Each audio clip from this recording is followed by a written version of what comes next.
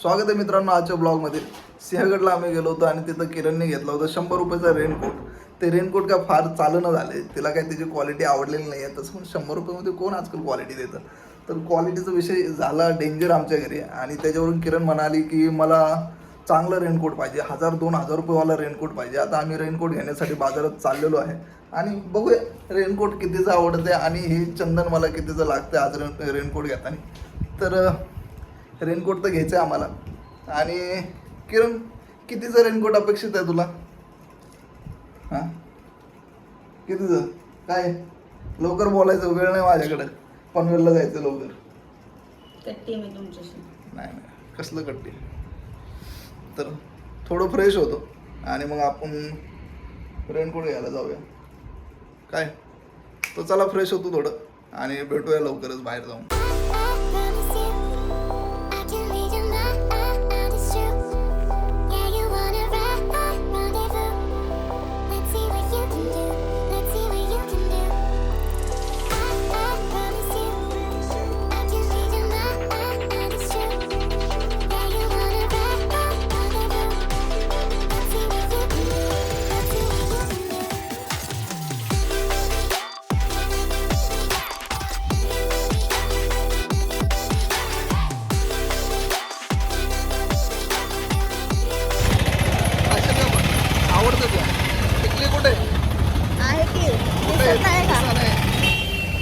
थोडी मोठी लावायचं ना टिकली।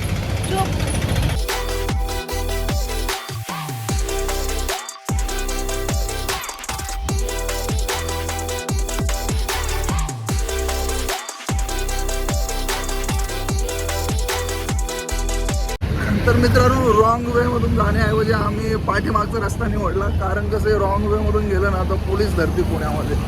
आणि सह्याद्री हॉस्पिटलपाशी जायचं म्हटलं आम्ही पाठीमागून चाललो आहे, कारण इकडं पोलीस नसते आणि ट्रॅफिक थोडं कमीच भेटतं।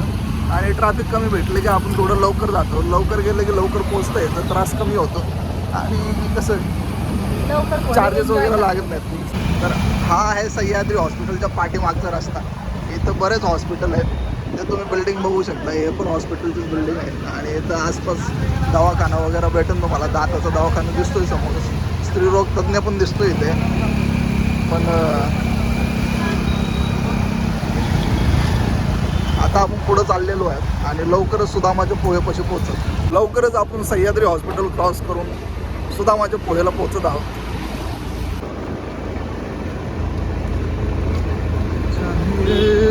थोड़ा प्यार चाहिए चाहिए, थोड़ा प्यार चाहिए।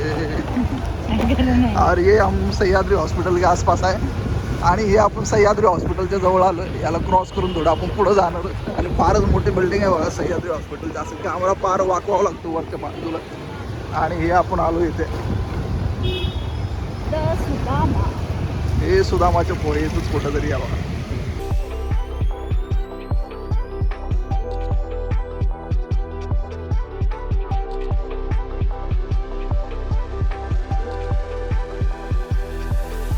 सांग आपल्यासोबत काय झालं ते सांग बरं लवकर। अरे मला नाही बोलायचं, जा लवकर लवकर, माझा मूड खराब झालेला आहे आता। So sad. आम्ही आलो एवढं एक्साइटेडनी पोहे खाण्यासाठी, पण पोहे संपले होते म्हणून नॉट हॅपनिंग गुड। आता आम्ही चाललो मागे। काय झालं मित्रांनो, आम्ही सुदामाचे पोहे खायला आलो तर होतो, पण त्यांचा स्टॉक संपला, पोहे संपले आणि त्यांनी शॉप बंद करायला घेतला होता। तर पोहे संपले आणि आम्ही आता माघारी घराकडे चाललो। घराकडे जाण्याऐवजी आम्ही कुठेतरी थांबू आणि काहीतरी नाश्ता करू आणि मगच घरी जाऊ। मग पहिला आपला मुद्दा हा आहे की आपल्याला घ्यायचा रेनकोट, तर कुठं चांगलं रेनकोट भेटते ते बघायचं पाहिजे। वडापाव खायचा? नाही नाही, काय खायचं? डोकं खाता माझं?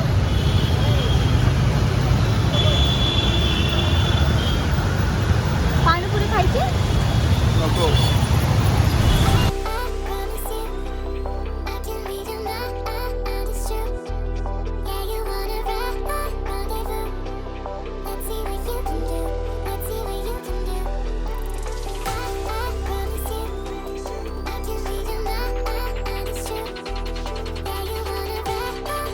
आत्ताच आम्ही शंभू वडेवाल्याचा वडापाव खाल्ला आणि ते खाऊन आता आम्ही चाललो आहे गार्डन वडापावकडे. तर दोन्ही वडापाव ट्राय करायचं आणि मला बघायचं काय फरक आहे दोन्हीमध्ये.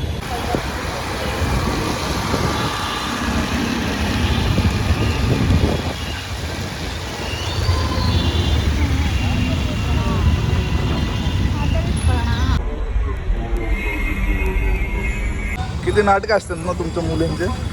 होय, मुलींचे किती नाटकं असतात ना? चटणीवाला नाही पाहिजे, बिना चटणीचंच पाहिजे वडापाव. मला नाही आवडत बाबा. गार्डनचा गार्डनचा वडापाव आवडतो पण चटणीवाला नाही आवडत. का बरं?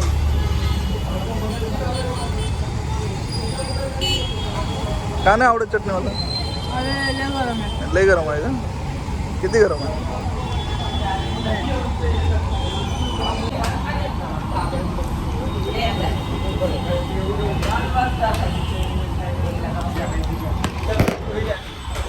गार्डनचा वडापाव आहे ना चटणीसोबतच चांगला लागतो. बिना चटणीचं एवढा काय खास नाही.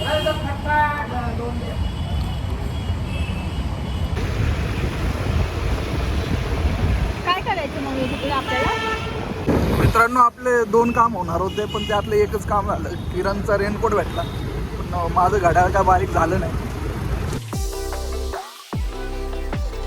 मित्रांनो हा रेनकोट घेतला आपण.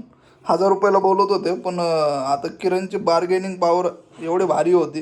मी ते बार्गेनिंग करून करून करून करून आहे ना 1000 रुपयाचा रेनकोट काहीतरी 500 रुपयाला घेतला. म्हणजे बघू शकता महिलांनी बार्गेनिंग केलंच पाहिजे. अन्यथा मी गेलो असतो तर मी कुठं 700-800 रुपयामध्ये आणलं असतं. तर बार्गेनिंग जेवढं माणूस करू शकतो तेवढं महिला त्याच्यापेक्षा चांगल्या पद्धतीने करू शकते. एवढं शिकून घ्या मित्रांनो तुम्ही.